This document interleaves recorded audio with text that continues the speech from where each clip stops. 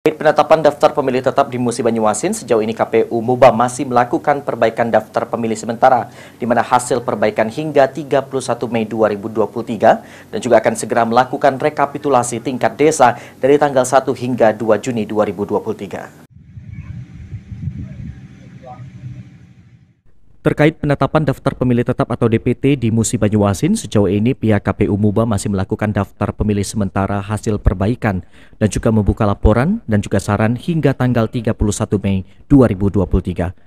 Menurut Ketua KPU Muba Yupizer, jika pihaknya masih membuka saran dan juga masukan terkait data pemilih hingga 31 Mei 2023.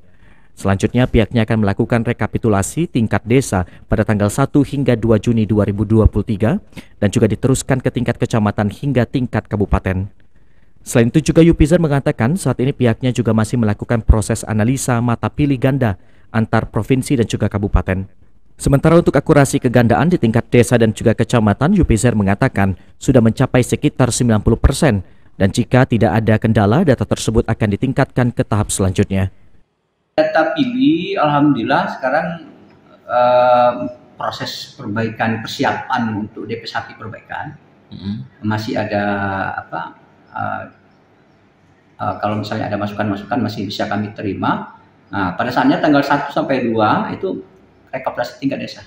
Oh, 2 Juni. 2 Juni rekapitulasi tingkat desa, kemudian secara berjenjang, setelahnya tingkat kecamatan, kemudian tingkat kabupaten. DP1. Nah, sekarang ini kita lagi analisa kegandaan. Sekarang lagi Zoom meeting tentang ganda antar provinsi, ganda antar kabupaten. Rusi Iskandar, PAL TV.